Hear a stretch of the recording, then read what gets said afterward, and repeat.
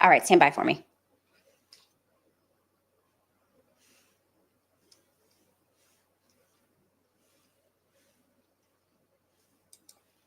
Hey, good morning, everyone. Thanks so much for joining me here on Wave Now. I'm Myra Ansari. So throughout April, if you've been tuning in, you've been hearing us talk about Child Abuse Prevention Month, because that's what the month of April is, even though it should be every day of the year, because this is something that we can't talk enough about. Our children are so valuable to us, and preventing child abuse is critical. So for the past month, once a week, I've been teaming up with Norton Children's to talk about things that we can bring and do to raise awareness about child abuse prevention. And so today is our final segment this month, but I promise you we'll continue the conversation throughout the year as well. Joelle Hurst is Norton Children's sexual assault nurse examiner. Joelle, thank you so much for joining us today. What you do in particular has got to be a very, very difficult job. Kind of first tell us, what do you do as a sexual assault nurse examiner at Norton Children's? Yes, so thanks for having me, Myra. I'm really happy to be here and to be able to talk about this. As a sexual assault nurse examiner, my job is to make sure that when patients are coming to the hospital to be assessed for child abuse, that they're receiving the optimal best practice care possible. And so part of what I do is collect evidence. But that evidence really starts with hearing what happened to the child and then developing a plan of care from there. And so I can collect DNA evidence, take pictures, provide forensic care, but I also just holistically care for that child and make sure that all the T's are getting crossed and the I's are dotted, and that we're making sure that they get referrals. We're also focused on supporting the caregivers as well. And so we're looking at the family as well as the patient. So there are different types of child sexual abuse. Everything is not cookie cutter, right? Right. Right. So child sexual abuse, just to kind of give us a definition to work from, is any time that there's sexual contact with a child or a person who cannot give consent due to their age or to their developmental stage. That's kind of a broad definition of child sexual abuse. I like to, whenever I educate on child sexual abuse, divide this into sort of two main categories, but then there's also some other category that I'm going to talk about in a second. But touching and non-touching are the two main categories. A lot of people, when they think about child sexual abuse, usually think about the touching types. So any kind of sexual contact with the child's body. So this could be an abuser touching the child's body with a part of their own body or with an object. It could also be the abuser forcing the child to touch their own body for the purpose of sexual gratification of the abuser. And then non-touching, the first one that comes to mind is voyeurism, which usually people think sort of the peeping Tom looking in the window, but this could also be a caregiver in the house who is spying on their child while they're showering and watching the child like through the door. It could also be an abuser exposing their genitalia to the child or forcing the child to watch them perform sexual acts that aren't actually touching the child. It can also include child pornography. And then the other category that I want to mention is the commercial aspect of this, which can include touching and non-touching. So we think about online exploitation, sextortion, trafficking, and those sorts of things. So that is, there are a number of ways, obviously, that child sexual abuse can happen. How common is it, Joelle? It's a lot more common than people think. It's a little hard to come up with an exact number because most of the time children never tell until they're adults, if ever. And so we get a lot of the data from retrospective studies, which is where we talk to adults about what happened when they were children. But across the board, it looks like it's about 1 in 6 children that are experiencing sexual abuse before they turn the age 18. Wow, that's so sad and unfortunate. What are some of the biggest misconceptions that people have about child sexual abuse? I think the biggest one is just that it doesn't happen very often or that it's not affecting very many people. And, I feel like in the media, we hear a lot more about sexual violence towards adults. But the reality is that 70% of sexual violence that's perpetrated in the United States is actually perpetrated against children, not adults. And so 70% is child sexual abuse. And I think as parents and caregivers, I have 4 children of my own. And, it's really, I think it's a self protection to think, oh, it can never happen to my child, right? But the reality is, this is happening across all communities. It's happening in a lot of families, if not most families, are experiencing some level of this somewhere. And so I think while it's tempting to not talk about it because it's such a heavy topic, it is so important that adults who are strong enough to carry the burden of talking about this and doing something about it, that we do step forward and that we do take part in this. And, one of the other misconceptions I'm hearing a lot lately in parents of the victims who are coming to me, especially in that, I would say the preteen kind of age or young teen, is that they think my child's mainly at home. They're never really going out. How could this happen? Mm. And the way that abusers are having access to them is actually online.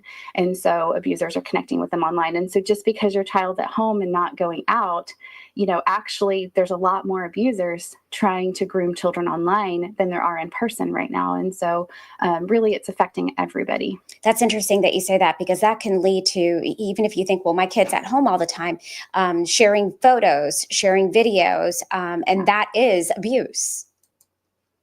Yes, absolutely. It's never okay to have pictures or videos of a child in a sexually explicit manner. That's not okay. And it's interesting. I'm trying to remember the exact number, but I want to say it's about 30% of teens right now think that it's normal and okay to share nudes. And 61% say that they have themselves seen non-consensually shared nudes of their friends. And so what that's telling us is that it's becoming more culturally normal among teenagers, and it's just putting them more at risk. Because while they might be consenting to that one person having their photo if they send it, they're not consenting to all the other people that person might pass it on to. And so they're losing that power and control over their own body through sending those pictures. That's really interesting. And we know that once that picture is out there, it is nearly impossible to reel it back in. Yes, you're absolutely right. And that's a heavy burden. How many of us type up something really quick and send it, and then we think, oh, I shouldn't have sent that, But with internet, anything we say or any pictures that we take, they're there and we can't bring them back. Somebody could screenshot them. Even if we delete them, somebody could screenshot them and send on the screenshots. That's a big burden to put on a child whose brain is still developing, Speaking of the brain and developing, tell me how, Joelle, how when a child is exposed to sexual abuse, how does that have a lasting impact on them? That's not something that you just get over and move on. That typically stays with you for a very long time. Right. And it's important for us to acknowledge that. I think far too often I'm seeing maybe we think that children just they're resilient, right? They can bounce back. But you're right, it does have an effect. We do see some lifelong adverse health outcomes for some children who've experienced trauma, such as sexual abuse in their childhood. And that can have physical health outcomes as well as emotional health outcomes and relationship outcomes. But one of the things I want to stress is that when we look at studies among children who've been sexually abused and we look at these outcomes, a lot of times the children who are not having the negative health outcomes, they had an adult in their life who believed them and supported them and stood by them. And that has such a protective factor to protect them against those adverse health outcomes. So it's really important. This is a disruption in their natural development, and the brain is building all these new pathways. There's so much happening. And so having somebody that's there to support them can help put them on a pathway towards well-being. Also, what can people do? What are the signs to watch out for? Is it always obvious, or do you have to do a little digging?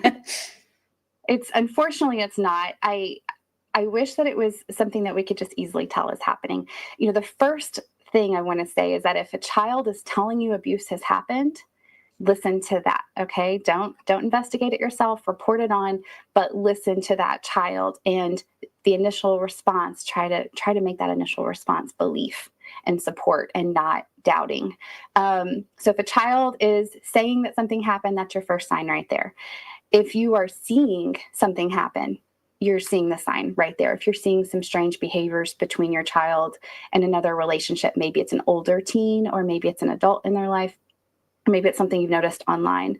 But the other thing I would say, one sign to look out for in the relationships in the child's life is grooming behaviors. So abusers, 91% of the children who are sexually abused, they or their family personally know and trust the abuser. So it tells us 91% of the time this is somebody that's fairly close to the family, whether it's online or it's in person. And so whether it's online or in person, the tactics are sort of the same to build that relationship. They try to build trust with a family or with a child, build a special relationship with them. They might do that. They're usually doing that by supplying some kind of need that the family or the child has. So maybe they're supplying a caregiving need. Maybe they're supplying the child with money or with a sense of belonging or a sense of being known, or it could be drugs. There's a number of things, whatever it is that the child or family thinks they need. So that's a sign that you need to look out for in any relationships between even older teens or other children and adults as well, online and in person. And online, they might look like they're a child and they might not really be a child. So it's just important to stay alert to those grooming behaviors.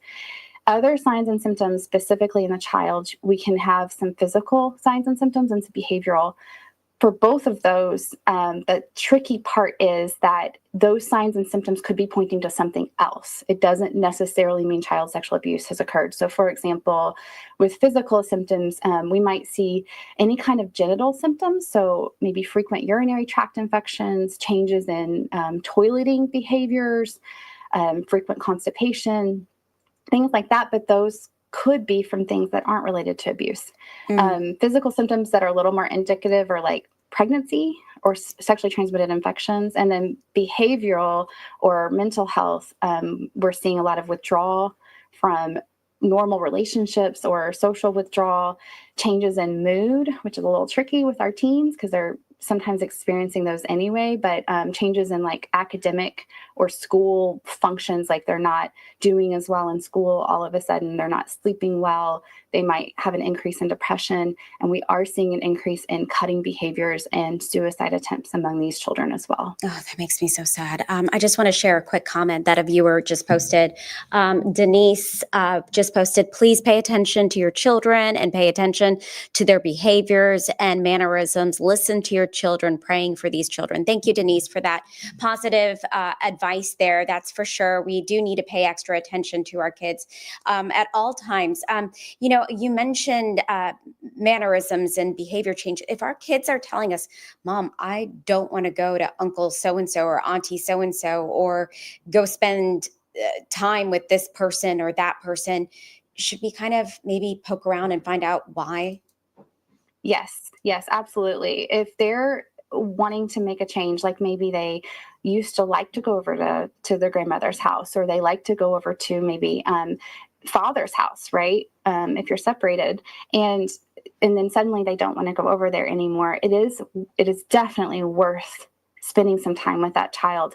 Sometimes the child might not be, depending on the age, they might not be able to verbalize why. They might not even fully know that what's going on is wrong, because depending on their developmental stage, they might not be at a place where they can process that in that way. And so you sometimes just need to listen to that. If your instinct or the child's instinct is this place is not safe, it's definitely worth listening to. The same thing with online. So if they're suddenly like changing the screen when you enter the room, or maybe they're spending more time in a certain online chat, and then you're seeing all these changes, that's something to pay attention to. So any kind of changes like that, suddenly wanting to be friends with different people than they're normally friends with, or going different places than they normally go, it is definitely something to listen to. So response you mentioned is big, right? Believe your children, listen to your children. Right. But, you think, if I found out that was happening to my child, I feel like the world around me is falling apart. How would I not freak out? How would I not panic? And then project that onto my child? Like, how do you respond to something like that? So in our house, we have these rules sort of that we follow, and they might sound a little humorous at first, but rule number one is don't freak out. It's actually helped us a lot. in the past. So child that can't swim falls into the water. First rule, don't freak out. You have to be calmed. And so I think that's advice I could give to any parent is just, it's okay to freak out inside, to panic a little bit, but on the outside to try to remain calm. It's okay if you do panic. I mean, this is not something that any of us as parents are prepared to hear from our child. It's okay to not be okay in that moment and to phone a friend, to call for help. And so if your child is telling you that something has happened, try to stay calm and try to listen. It's really important to listen, to try not to ask a bunch of questions, but just to take what they're willing to give you. The reason why is because disclosures are very complicated. Most children do not disclose right away, so it's a delayed time frame. It's probably that the abuse has been going on for a while, or it happened in the past before they're bringing it up. And then a lot of times they're not ready to talk about all of it yet. So they'll give you a little bit, and we need to give them that space and that time to tell more when they're ready. And so the first rule of thumb is to try to stay calm. The second is to listen and to believe. Do not shame or blame. Do not shame or blame. That's really important. It's never, ever the child's fault. Whether it's something online or something in person, it's never their fault. Even if they've been doing behaviors that are not something that you as the parent wanted them to do, that still does not make it okay for an abuser to come and abuse them. Okay, so it's never their fault. And then phone a friend. So we have to report this to CPS. That's part of our Kentucky state law. And it's a pretty easy thing to do. You call an 800 number and you tell them the situation. And that activates a team-based approach that can look into the matter more. And so that's the next step. And then I think the aftermath of that, so I kind of call that like the respond phase, but after that is the restoration phase. So after all the proper things have happened, the abuse has stopped, and now we're maybe a few weeks out or a few months out, that child's going to need continued support. And so are you. If you're that safe and trusted adult in their life, you need support too. Mm-hmm. So I do recommend continuing to believe, continue to listen, and then also look for a therapist that can help build that support network for you and for your child. Different therapists for you than for your child. And it's okay if it takes a few therapists to find a good fit. But I do recommend specifically looking for what's called a trauma therapist. And that would be somebody who has experience working with victims of sexual violence. So at what point, I know you mentioned, working with CPS, by doing that, am I calling the police department? Am I taking my child to the emergency room to be examined? Like, what do you do when you realize something happened, even if it wasn't at that moment, but has happened? Right. How do you respond to your child to get them the proper care they need as well? So making the report to CPS, it's a 1-800 number, and I actually have it here. Let me get it for you. Okay, it's 1-877-KY-SAFE-1. So I can repeat it. 1-877-KY-SAFE-1. Okay. And that is a good first step. Okay. If you can also call law enforcement, it's never wrong to do both. So those are two different investigative branches for different purposes. And so I recommend calling both, and then they can decide which of them needs to be involved, if not both. From there, if there are any active injuries going on, then you can bring them straight to the emergency department at Norton Children's or one of our Norton Children's location, or whatever your nearest emergency department is to your home. And they will help you there too to make those calls. So definitely, if there's injuries that need treatment right away, don't even delay. Just go straight to the emergency department, and then you can call CPS from there.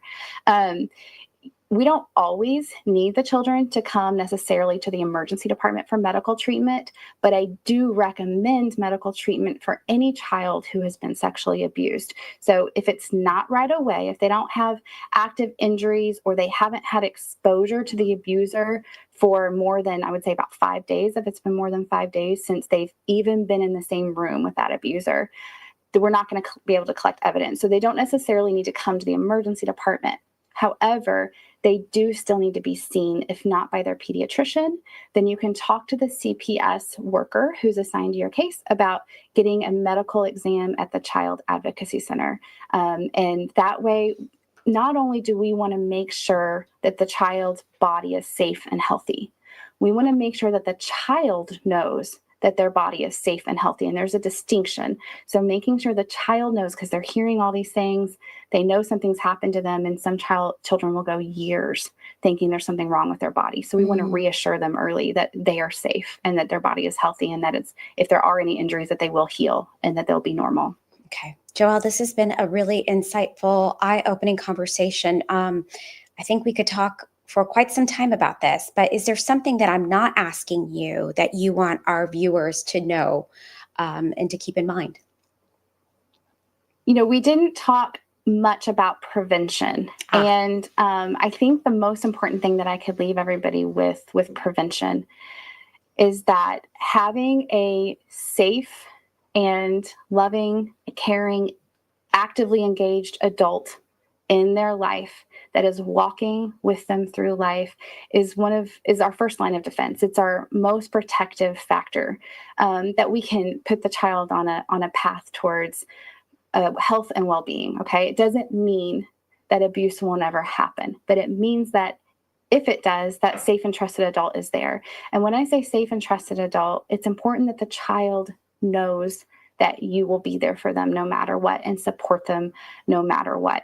And I just feel so passionate about this. When I see patients in the emergency department, I ask every single one, do you have an adult in your life that you feel like you could go to about anything? Mm-hmm. And what's so sad to me is that very, very few say yes. Very few are telling me, yes, I have somebody. I might know that they do. I might know there's an adult right out in the waiting room who loves and cares about them. And so what's important for us as parents is to tell our children, no matter what happens, we will be there for you. We will be there to support you. And you can come to us about anything. And I just think, how amazing would it be if every child had multiple adults like that in their life, multiple adults who say, we're not going to just sit by in silence as child sexual abuse continues to be an epidemic in our society, but we're going to take part in doing something about it. Yeah, I'm glad you said that, Joelle, because I just had that conversation with my kids. There's nothing that you can do or that happens to you that'll make me upset. I say it all the time, and I'm going to start crying because letting them know that mom or dad or another family member is a safe place, that kids need to know that. And even if we say it over and over and over again, we have to let them know that that relationship is there, because going through something like that, Joelle, I can't imagine how just traumatic that is, and for everybody involved, for the parents as well. Absolutely. And again, as a parent, it's okay for you to get support too. I highly recommend it. It is really important that you can continue to be there for your child to support them. And so if you need support so that you can do that, that's okay. That's okay. Okay. Joelle, thank you for everything that you do for the kiddos in our community and for the families going through a very difficult time dealing with sexual abuse. I appreciate all your hard work. Thank you to everybody at Norton for what they do. We are so blessed and lucky that we have Norton Children's in our backyard here in the Louisville area to help families going through whatever difficult situation that it is that they're going through. And thank you to Norton for giving us the opportunity to talk about child abuse prevention throughout this month. So I really appreciate it. Joelle, thank you so much. I really appreciate it. Thank you. And, one last thing I wanted to say, I know I speak on behalf of all of our sexual assault nurse examiners that we feel called to do this. We want to be there to support you and to support your child. So thank you for trusting us. And we will be there to walk alongside you when and if you need it. Yes, appreciate you. You have a very, very difficult job. So I appreciate that. All right. Thank you so much. I'm Myra Ansari. Have a great day.